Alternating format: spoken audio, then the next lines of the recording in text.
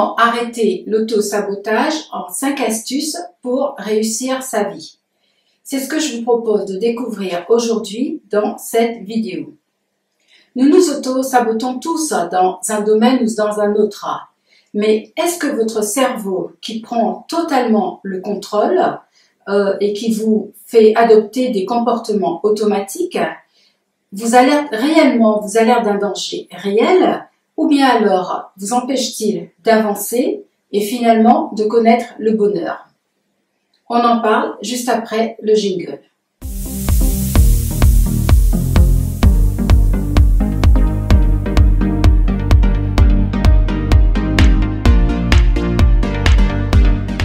Avant de vouloir apporter des solutions pour guérir de l'autosabotage, il convient d'en comprendre ses origines.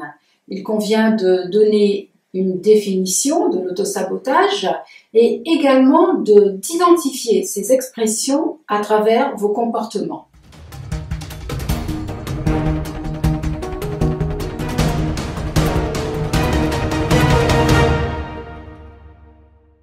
Vous êtes tout proche de réaliser votre projet et pour une raison bizarre, vous adoptez un comportement, vous agissez d'une manière qui va vous mettre en échec. Mais tout cela, vous ne le faites pas de façon vraiment consciente, mais de manière récurrente. C'est comme si votre cerveau prenait le contrôle, passait en mode automatique en vous retirant tout libre arbitre. Votre cerveau a peur de quelque chose et il vous court-circuite, il vous manipule. C'est la définition même de l'autosabotage.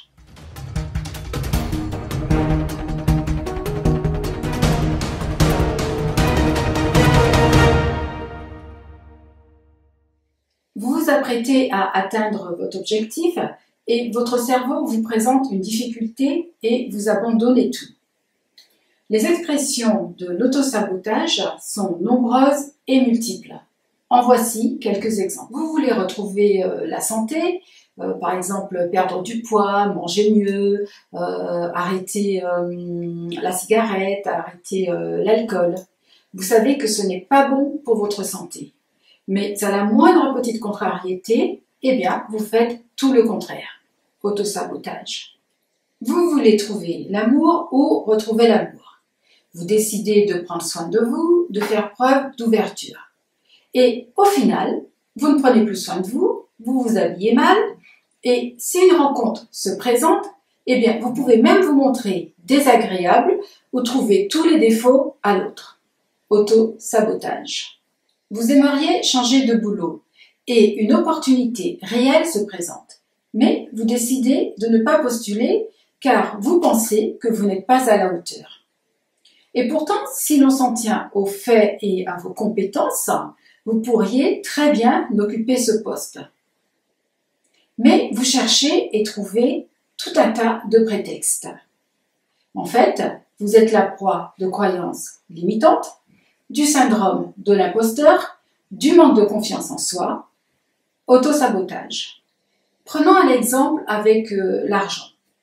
Vous pourriez avoir une discipline de la gestion de votre argent et avoir un certain confort de ce côté-là.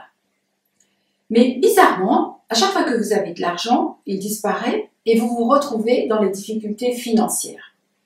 En fait, vous ne pensez pas pouvoir expérimenter la tranquillité financière et à chaque fois, vous adoptez des comportements qui vous conduisent aux complications.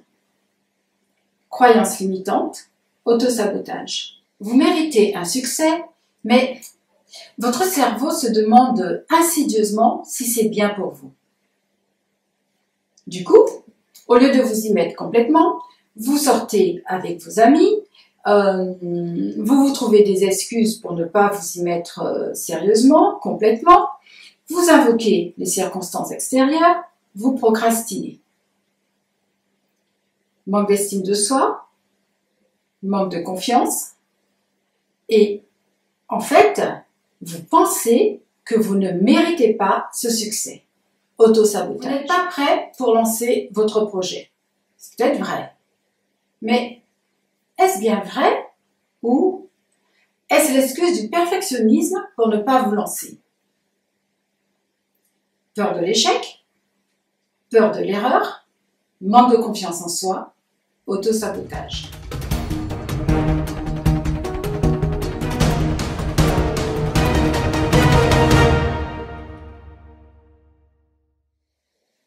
Votre cerveau est un outil infiniment complexe.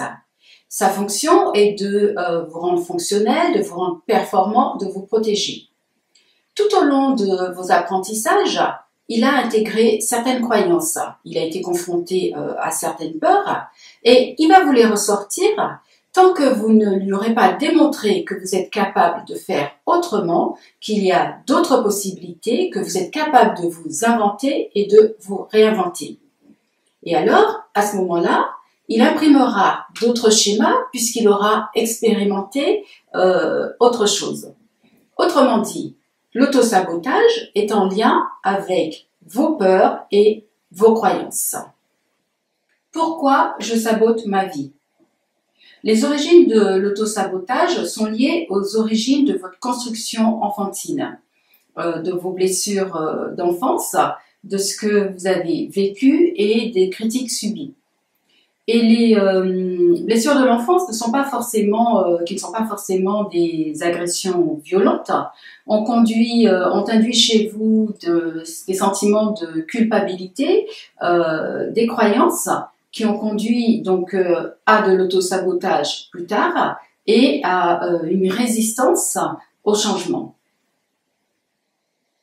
Lorsque, durant votre parcours, l'échec a créé de la douleur, de la souffrance, votre cerveau tentera de vous empêcher de revivre cette expérience, cette souffrance.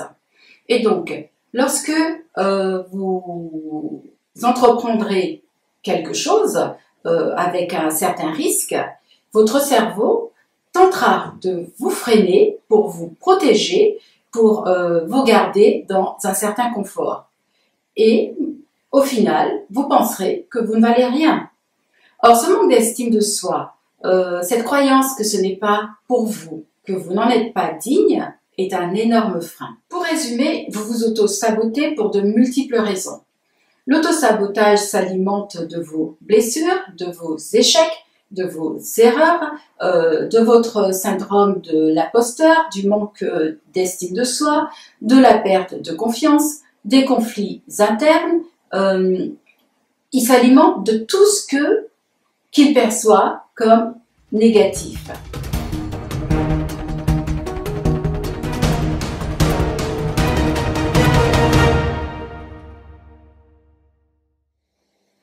Comment arrêter l'autosabotage? Comment atteindre mes objectifs?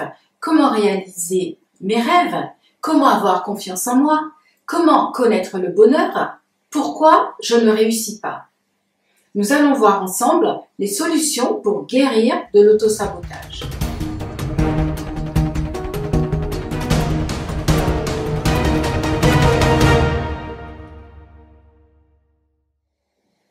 Pourquoi avez-vous peur de l'échec? Le fait de considérer vos échecs comme un jugement de votre valeur, de les laisser vous définir défavorablement, constitue un véritable frein à votre progression.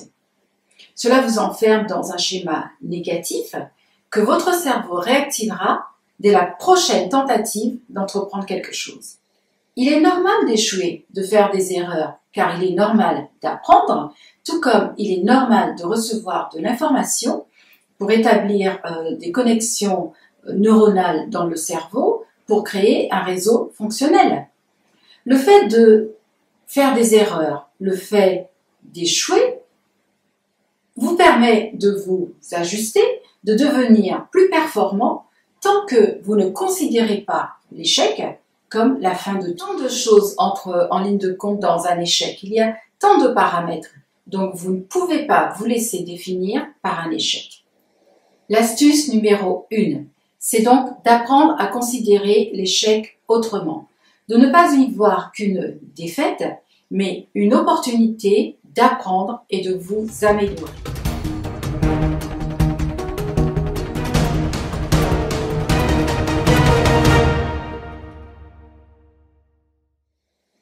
Comment arrêter l'autosabotage? Il est important d'identifier les comportements qui viennent saboter, ruiner votre entreprise, votre projet, si vous voulez apporter des solutions pour guérir de l'autosabotage. Autrement dit, il vous faut vous observer vos comportements saboteurs, faire un inventaire, mais surtout, il vous faut analyser le processus de votre pensée, les différents processus, les différents schémas qui vous conduisent à saboter la vie. Quelles sont vos croyances bien enfouies, ces voix intérieures négatives? Et pour cela, il vous faut les débusquer, remonter en arrière, remonter à votre enfance, à votre jeunesse, à ce que vous avez entendu de la part des adultes, de la part de vos parents, de la manière dont on vous limitait, de ce qu'on vous disait qui vous serait accessible ou pas. Essayez de faire le parallèle entre vos croyances et les comportements qui sabotent votre entreprise. Ces schémas, ces croyances se réactivent dans votre cerveau comme un processus logique. Tant que vous n'aurez pas décidé de changer la voix, de changer de voix, tant que vous n'aurez pas décidé d'imprimer une autre image, et donc pour pouvoir changer le résultat, il vous faut changer à la fois votre croyance et votre comportement pour réussir. Si vous ne faites pas cela, vous resterez bloqué à un niveau, sans vous être vraiment autorisé à expérimenter quelque chose de différent. Il vous faut modifier le schéma de votre pensée et les actions qui en découlent. En faisant cela, vous offrirez une nouvelle expérience à votre cerveau qui l'intégrera. Il vous faut reprogrammer votre cerveau positif. Notez vos habitudes néfastes, vos addictions, tout ce qui vous empêche de prendre soin de vous, de vous aimer vraiment, d'aller dans la direction que vous souhaitez. Ces comportements vous ont sans doute été utiles à un moment donné de votre existence. Ils ont répondu à un besoin, ils ont servi à calmer une émotion douloureuse. Mais maintenant, ils ne vous servent plus à rien.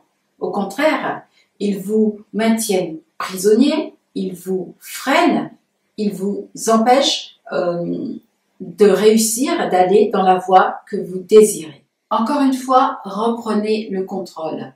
Décidez que cela peut être autrement. Ne soyez plus les victimes des schémas de votre mental, de ces automatismes. Inventez. Montrez-lui une autre voie. Soyez libre. Soyez libre, soyez responsable, car en effet, c'est de votre responsabilité. L'astuce 2, changer mon comportement pour réussir, c'est donc d'identifier vos comportements d'autosabotage. Faites un inventaire, notez-les.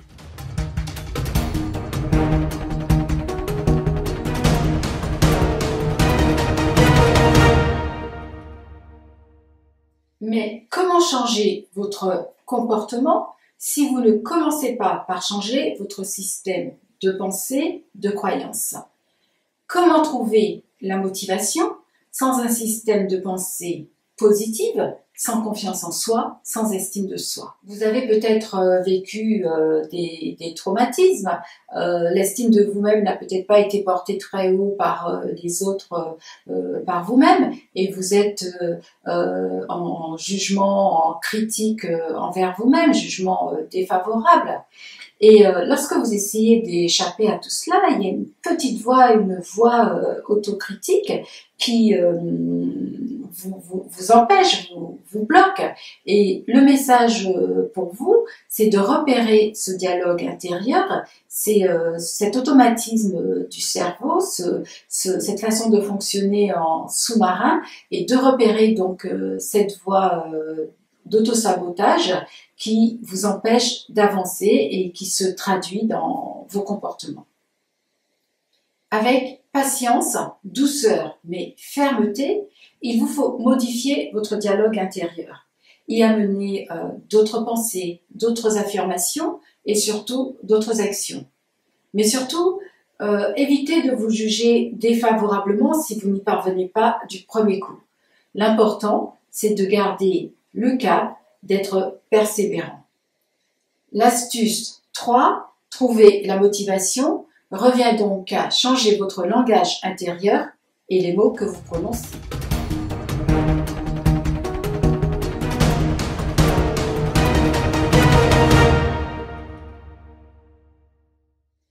Si la fonction première de votre cerveau est de vous rendre fonctionnel, performant, de vous protéger, il ne faut donc pas tenter d'ignorer complètement les alertes qu'il vous envoie, les mécanismes d'autoprotection qu'il met en place.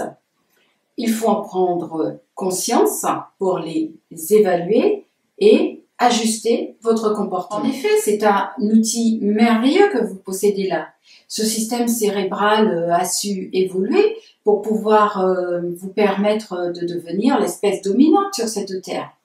Il a mis en place des automatismes pour assurer votre survie et puis pour vous apporter le plus de confort possible. Il a construit des schémas.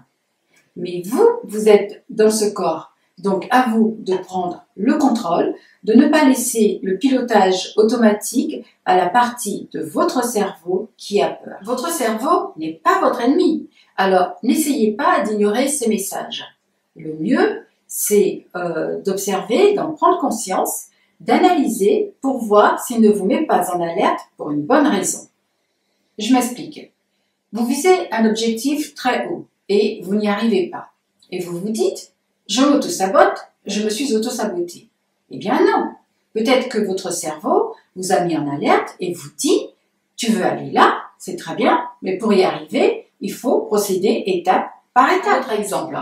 Peut-être que cet outil merveilleux, votre cerveau peut vous dire, oh là là, tu veux être chanteur, mais tu n'as pas de voix, tu ne sais pas chanter, sans doute que tu devrais chercher une autre voie, utiliser les talents que tu as dans d'autres domaines.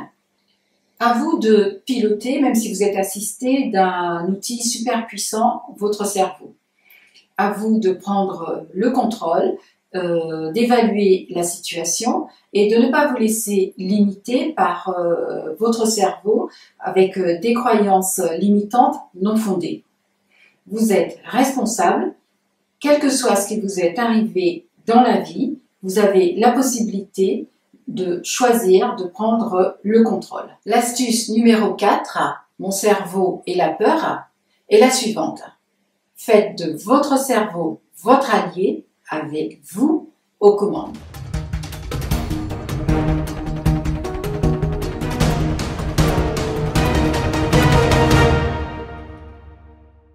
Une cinquième astuce pragmatique et simple. C'est possible, je peux, à haute voix. Comme je vous l'expliquais, il vous faut travailler à la fois sur vos pensées, vos croyances et vos comportements. Car si votre système de croyances est lié à une estime basse, une estime défectueuse de vous-même, vous ne serez pas en mesure de faire correspondre la réalité que vous souhaitez à autre chose qu'un échec. Vous ne vous sentirez pas légitime dans la réussite, dans la beauté, dans le droit à l'amour, dans la santé, dans le bonheur, en quelque sorte le syndrome de l'imposteur. Donc l'astuce 5, quand vous sentez que vous flanchez, que vous doutez, que vous avez peur de ne pas y arriver, dites-vous à haute voix, c'est possible, je peux. C'est possible, je peux. C'est possible, je peux, autant de fois que nécessaire, et ainsi trouver la motivation. J'espère que ces solutions pour guérir de l'autosabotage vous seront très utiles et qu'elles vous montreront comment réaliser vos rêves. Une définition, des exemples, 5 astuces pour arrêter l'autosabotage. Je vous invite à partager la vidéo avec vos proches pour aider, à la liker, à vous abonner à ma chaîne et je serai ravie de lire vos commentaires. Prenez bien soin de vous, je vous dis à bientôt et stop à l'autosabotage.